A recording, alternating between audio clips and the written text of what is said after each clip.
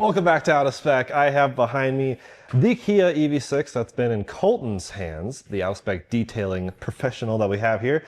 And this has been in his hands for a year. So we're going to talk to Coleton about his reactions, the state in which it's existing, how well it's held up, what his thoughts are after a year with the Kia EV6 Wind.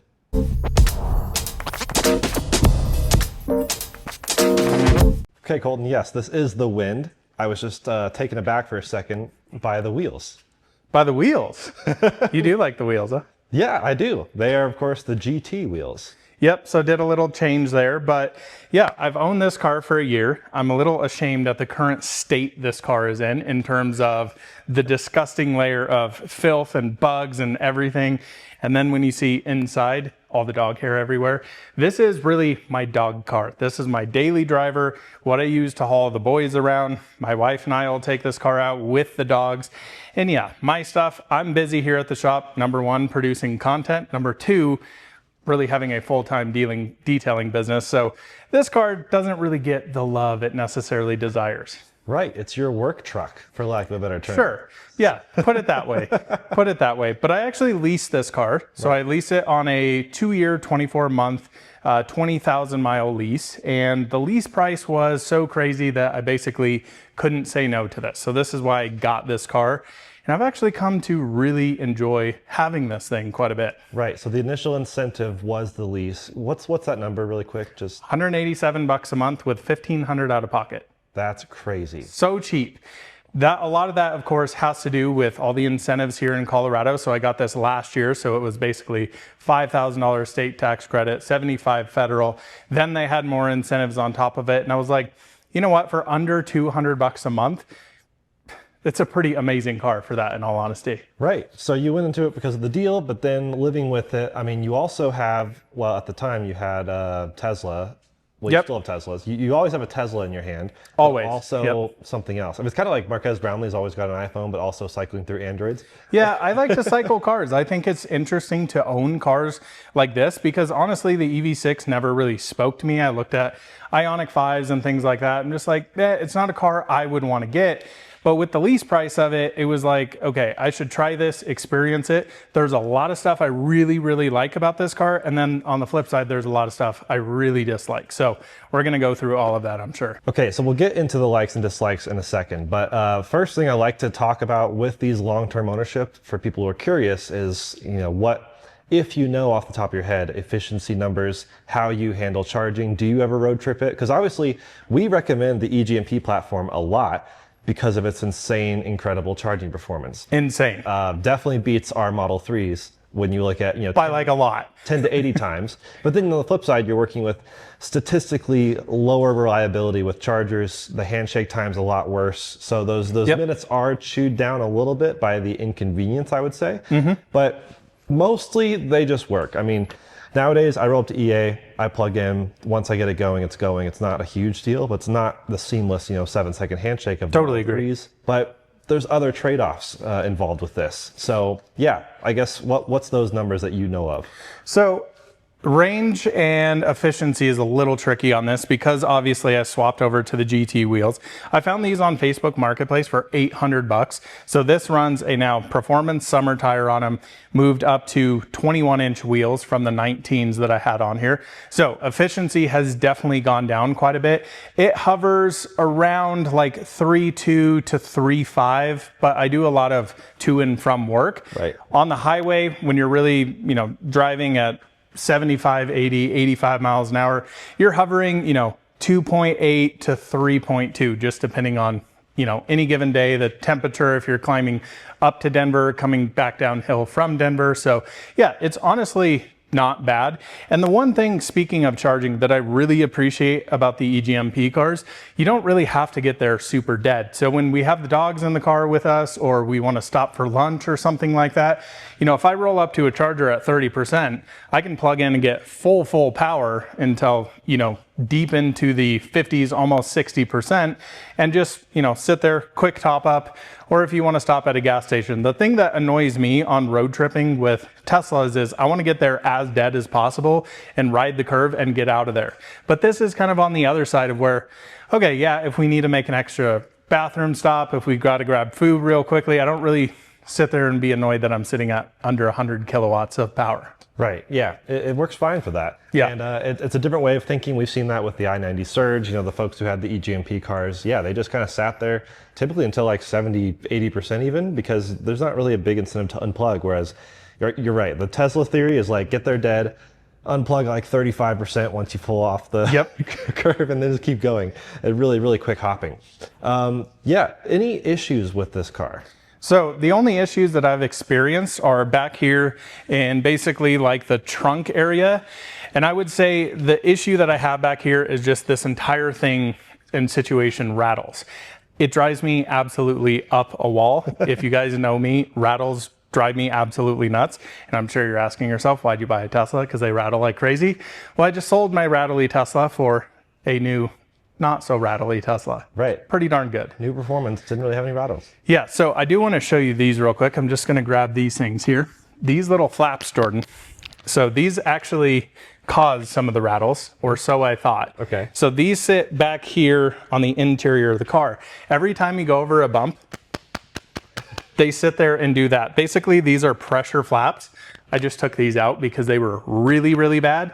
But now the trunk lid is actually completely rattling. So I would say in terms of issues, that's been my only real big issue.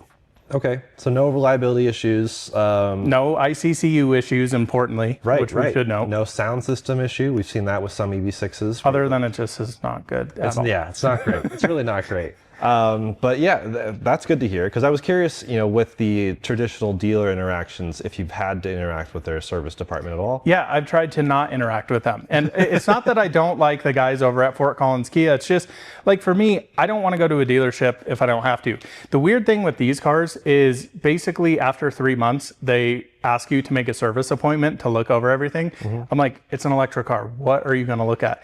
You're going to look at the tires? Are you going to make sure the air pressure's inflated? Like, for me, that kind of stuff is, you know, owning a Tesla. I'm not going to ever take that car in unless it needs to go in. And fortunately, have had no significant issues with this. Right. Yeah. Yeah, that's cool. Good to hear. And it is funny, this car has the infamous light, which I was hoping would pull on by the time we were in here. It may. To charge the 12-volt battery. It's just a silly light right there that glows orange when you know it's charging the 12-volt off of the DC battery. Yep. So, yeah. I'm curious to see if this car will have ICCU issues, which I, to be totally transparent, don't fully understand what exactly that does to the car and what causes it and what remedies are for it, because it sounds like people have ICCU issues, they get it fixed, and then they'll still have more issues with it. Fortunately, I haven't had that though. Right.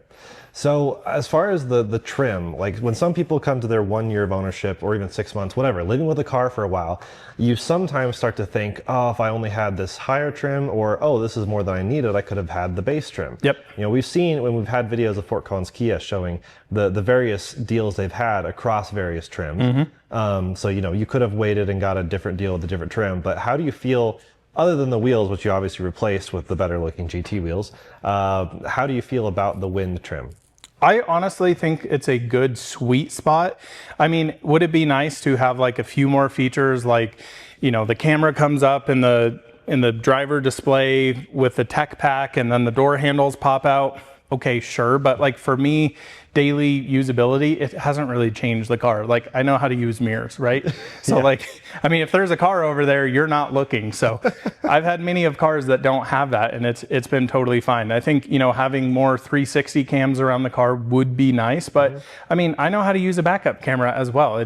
I don't really find parking that challenging like a lot of other folks do. It's cool to have, but like I can normally get in a parking space pretty straight. Yeah. And this has, of course, HDA, you know, the driving assistance. Which is weird. It's like oddly good, but oddly bad at the same time. It is. It's really, like when we first were running HDA on our Hogback Challenge, I was so curious because I actually generally enjoy the HDA system, having lane centering everywhere. It's really nice, a capacitive wheel, good interaction, but then sometimes it just will fail in the weirdest places and doesn't really tell you when it's failing. Not at all. So yeah, that's a bit of an issue, but you kind of like, I think as an owner, start to learn when to trust it more, but you still don't want to like fully trust it. Yeah, I totally agree. I mean, so of course I own a Tesla. I use autopilot. I have used FSD on that, and it's nowhere near that. Let's be totally honest. But the weird thing with this, and I'm not promoting this, but you can pay way less attention in this car than in Tesla. Like, let's be honest, everybody answers a text here or there or quickly looks at their phone. This car has no care in the world if you just sit there planted on your phone. It'll just do its thing. The second you do that with full self-driving, unsupervised or supervised at this time, it just has a panic attack and like, yeah. So there are times where, yeah, I need to answer something. I got to call somebody real quick, and it's great for that. But do I trust it with my life? Absolutely not. So be cautious on either way there. Right. But then speaking of regrets or not, I mean, going with the Kia EV6 Wind, would you have gone for Ioniq 5? I really don't like the Ioniq 5. Okay. I've never enjoyed the interior space of it. I think Kia, I do love how the Ioniq 5s look. I think the EV6 is actually a really decent looking crossover SUV. I'll tell you the funniest thing about this car. I get more compliments on how this car looks than almost any other car that I've ever owned. And it's mostly the older generation that comes up. They're like, what is this thing? It's really interesting looking. Yeah. I think it has to do with the headlights, the kind of sloped back, the crazy tail light bar on this. I really enjoy how this car looks, and I like the interior a lot more in the EV6. I like a cockpit style feel, and the Ioniq 5, just with the center console being so far down and things like that, I'm not super into. So yeah, I mean, for the price point that I got this car at, my complaints are like a little bit long, I would say, with this car, especially once you get into software, but it's just been a great A to B car. Right, it just works. I know a lot of people who very happily own the EV6s, but also Ioniq 5s. I mean, a lot of those Hyundai Kia products can kind of coexist. A lot of similarities across the trims, although with with the Wind having cooled seats is awesome. And they're unbelievable. Especially here where we're filming inside actually because it's 100 degrees outside. Yeah. So it's really nice to have right here. But I do want to ask you about that, the tech and phone and interaction like that, because when we review cars for 5 days, whatever, we don't typically have app access and that kind of stuff. So what can you speak to, especially having experienced Tesla and Rivian, about the tech capacity of this car? Yeah, it's not even close. I mean, there is no ifs, ands, or buts about that. If you're looking for a Tesla experience, thinking you're going to get it here, just look elsewhere. The biggest issue with this car, so this trim, I would say the one nice thing I wish this car had, which I do believe the new 26 model years have, is phone as a key. So this doesn't have it, our EV9 does, which is really nice, but it's also been inconsistent. We'll do an update on the EV9 when that car comes up on a year of ownership. But the software, the app in this thing is atrocious. It is just never works. It doesn't update information. There's so many times where I'm like, wow, I don't remember what I plugged my car in when I got home or at the shop here. And I just try to pull up the app and it's like at 80%. And I'm like, that was 3 days ago that it had that updated. I know I'm below like 30%. I just want to know kind of where I'm at. Trying to unlock the car through the app has been not great. Not having dog mode in this has not been great as well, especially now that we're in summer here. So I actually left the dogs in here. There are ways to do that. You can leave the car on with the car completely unlocked. I can't monitor that the climate is actually still on. And this, I ran into a major issue the other day. So this has a start stop button, which everybody says you need in an electric car, right, Jordan? So I get in, push it on. It was in accessory mode. I turned down the AC. It was hot in the car and it started going. So I put the dogs in there, came back in the shop, and then all of a sudden I go out there 15 minutes later, it's blowing hot air. So the car actually needs to be physically on to have the AC properly running. Wow. I was pissed because my dogs are sitting in the back, absolutely panting. I'm trying to do some stuff. If I had, my Model 3 and had the dogs in there, they would be perfectly cool. I would know what the temperature is at and no issues there. This gives you zero insight to that. Right, it's an interesting dichotomy. I was excited when this cars came out, eGMP platform being very tech forward, 800 volt architecture, crazy charging. So in my head I was like, cool, technology. And then getting in this car, when I first did that first road trip with a mod, our friend, like 4 years ago or 3 years ago, whenever it came out, seeing the screens, I was like, okay, the Kia advertises this. Well, every car does. It's like, oh, we have tech future leading tech or whatever. Yeah. And they just say that when there's a screen in the car, which now is every single car. Every car. So I hate that that's still marketing jargon. But using the screen, it's kind of frustrating. It has improved with newer like Kia and Hyundai stuff, but like you said, if you're a sort of legacy owner, I hate to say legacy because it's still a new car, but you're not going to have quite that experience that you would see with, I'd say, the big three, Tesla, Lucid, Rivian. Yep. They seem to have software really kind of dialed at this point, and they're still refining it.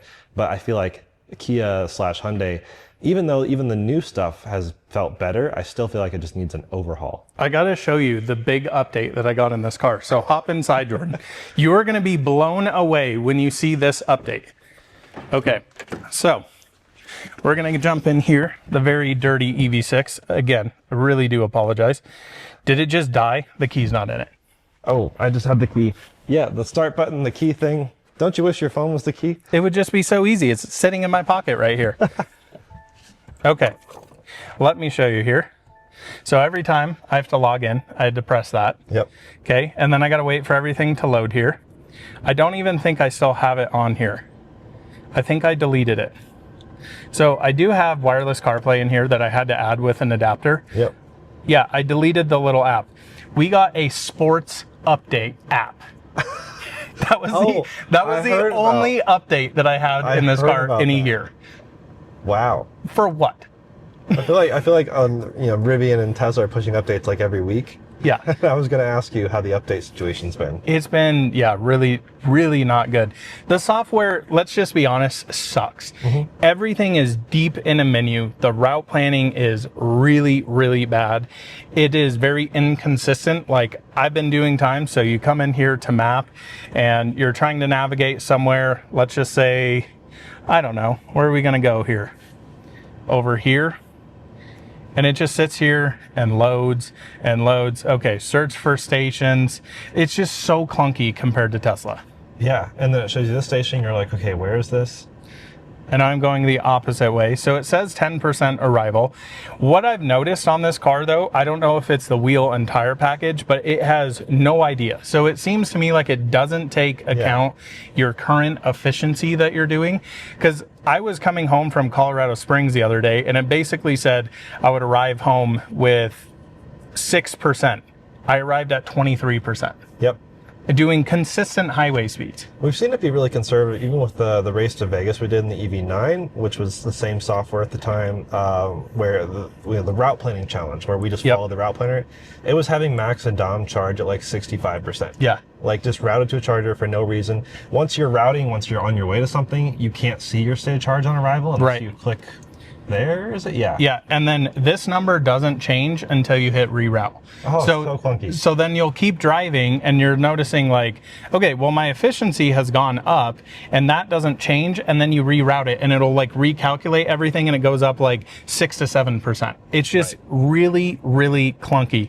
Now, let's be honest, this car is an A to B car. This has a very small bubble this car stays in. I'm not really road tripping this car. This is around the Fort Collins area, Denver metro area. All I need in here is Apple CarPlay. Yep. And it works fine for that. I am not the biggest Apple CarPlay guy in the world. I much prefer how Tesla and Rivian do their software integration with everything. But the nice thing here is, yeah, I don't even go back. It takes so long to do anything in this car. Apple CarPlay finally loads. So having this wireless is great, but again, I had to get a dongle for it down here. It uses USB-A right there, right? Yes. The USB-A port, which is crazy. Yes. So that's finally been updated, I think, with the new EV6. But I will say Type-C ports actually rip in this car. Yeah. And they have them in the weirdest locations. Yeah. Right here, on the side of the seat, on both sides. Yeah. But I think they're like 25 watts, which is for an iPhone full speed. Yeah. That's nice. And it's perfect for what I need. I like these physical buttons here just to quickly be able to turn on AC seats, which we'll do. What do you think of this thing? That was an early complaint with this car for some people. I have never once changed it to this. Yeah. Ever.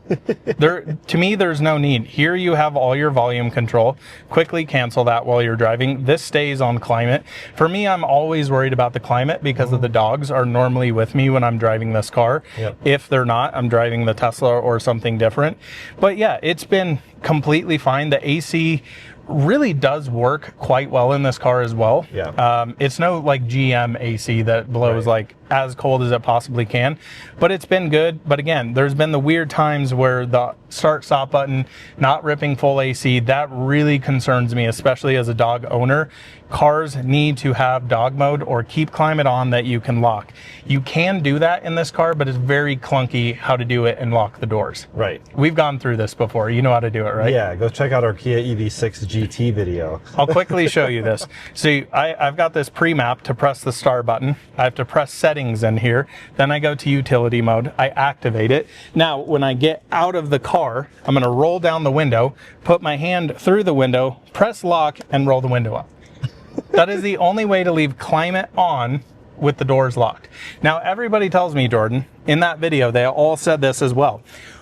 You need to use the app to unlock it. The app never freaking works. It'll take sometimes 3, 4, maybe 5 minutes to send a single command, if it can send a command. Right. So I don't trust that at all. Yep. So yeah, it seems like the pros of this car really, like you said, A to B car, pretty solid. I think it rides pretty well. Yeah, really got comfy. Good power, dual motor, wind. Even the light, like rear motor was fine. Like I have very little issues with Kia EV6 lineup as far as power, driving dynamics. Yeah, a lot of great things. I think it's built well. Like even the very first ones, like you know, Kia's been building cars for a long time. They know how to do it. You know, didn't have the rattles that Teslas have had for a long time. But then, yeah, I think I agree. The software situation is frustrating as someone who's experienced really good software. You're right. This feels like one where you use CarPlay as kind of a crutch, but then you don't get the preconditioning logic through CarPlay, which is how you would rip a fast charger on this road trip. So it's kind of a weird, frustrating scenario in that. And you're going back and forth, and it's just it's a very clunky system. And I'll tell you, we've got the new software in the EV9. It's not that much better. And actually, in fact, we completely lost route planning in our EV9, which we're probably going to do a separate video on. We took the dogs up to Aspen for my wife's 30th birthday, and I go to plug in a station, and it had no idea how to get there, what state of charge we'd arrive at, or any of that. So really interesting stuff. Other than that, though, I mean, the interior is not the most premium experience, like especially new Model Y Juniper, way nicer inside by a big margin, I would say. Right. But one thing I do love is like the back seats. There is so much room back there. And as you can see, it's an absolute disaster back there with the dogs. I mean, they are with me all the time. My wife's busy and works, but it's comfortable back there. Even though it's a coupe, you have plenty of space in, I say a coupe, it's more of a sportback. Yeah, I mean, my friend had a wagon as his license plate. I think it's more of a wagon. I would agree. It's kind of the blend between wagon and lower hatchback, but you have the benefit of the longer roof, which means better rear headroom. And and you know, doesn't get the sunroof that you get with the EV6 GT. Yep. I don't mind that too much. I go back and forth, I guess, but having this means, you know, the light interior at least makes it feel less cavernous. Like, you know, the last Ioniq 5 I reviewed with you was like kind of dark inside. Yeah, and I will say at night this thing is like a complete, you're just, I don't know, in a dark room looking out. Well, there's no ambient lighting, which I think was a lot of people's complaints, and there are now aftermarket companies that support kits you can install, which is awesome. Because that was a thing that I was kind of shook by, that this car at this price point didn't have it, especially not being the base model. Well, but once you get up into GT line and the other ones, of course you do get ambient lighting.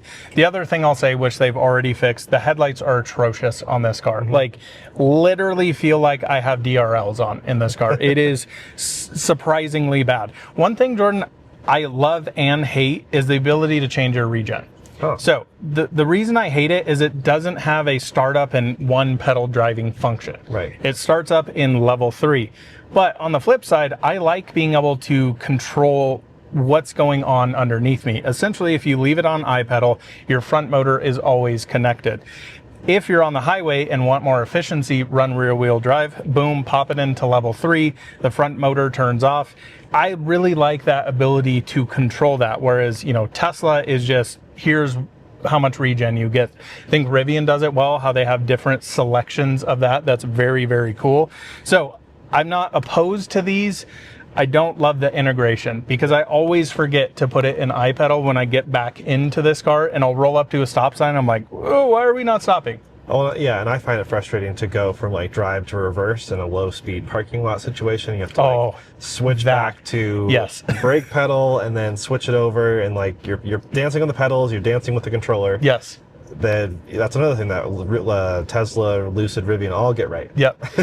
and I get it's a safety feature, but this also drives me nuts. So here at the shop, this is a gated community area here. So me being right-handed, I guess you would say, not having a left hand, I can't reach this out the side. So I have to unbuckle my seatbelt, open the door, click that. I normally don't put my seatbelt back on to come in here, and it immediately puts on the rear parking brake. Yep. And then I have to come over here and shut that off and then put it back into drive, and I'm fumbling around, and by the time it's went back in park, then I don't have one pedal back on.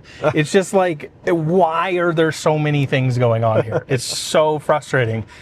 So I would say, other than those small little nitpicks, this has been an unbelievable car for $187 a month. Well, I was gonna say, you always have to go back to that deal, and that is crazy good money for what this is. Spending 55 grand on this car is insanity. Sorry, if you've bought one of these, okay. I mean, personally, I would never spend that money on this car. This is a car that is meant to be leased.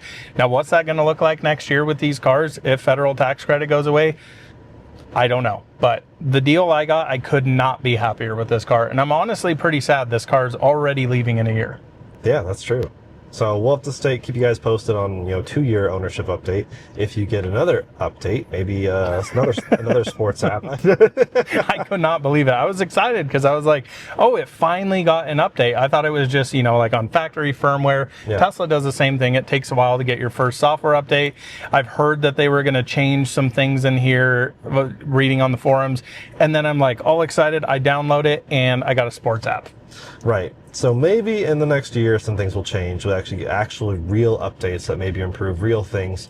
But even then, like you said, with that deal, it's still a good car. Even if you get no updates, nothing changes. As is, totally fine. Yeah, I mean, for daily driving, this is a perfectly competent car. It rides really nice. It's really quiet, surprisingly. Yeah, it does. Yeah. It is really quiet. Even compared to my last Model 3, like noticeable NVH compliance and everything, really, really quiet. The power is crazy on this thing too. For what it is, it's fast. Yep. It's actually properly quick. And the best thing is, in the snow, if you turn full traction control off, the front wheels will do like 150 miles an hour. It's insane. Yeah. Insane. Yeah, it is. It's a good, fun car with some quirks. And that's kind of the summation of it. We'll stop rambling, but that's a good 1-year review, and more to come. Of course, I think after 2 years, it'll be interesting to see detailing deep dive, how's it held up cosmetically and all that. But from what you can tell, nothing major. No, honestly, really, really well. I really need to give this car a good clean, but every time I clean it, it comes right back to new, other than like some dog slobber up here, as you can see, just everywhere. Right. The dogs are always in this car, and I like to have a car that I don't necessarily care about every tiny thing that happens to it, and that's this car. Solid. Well, thanks for watching.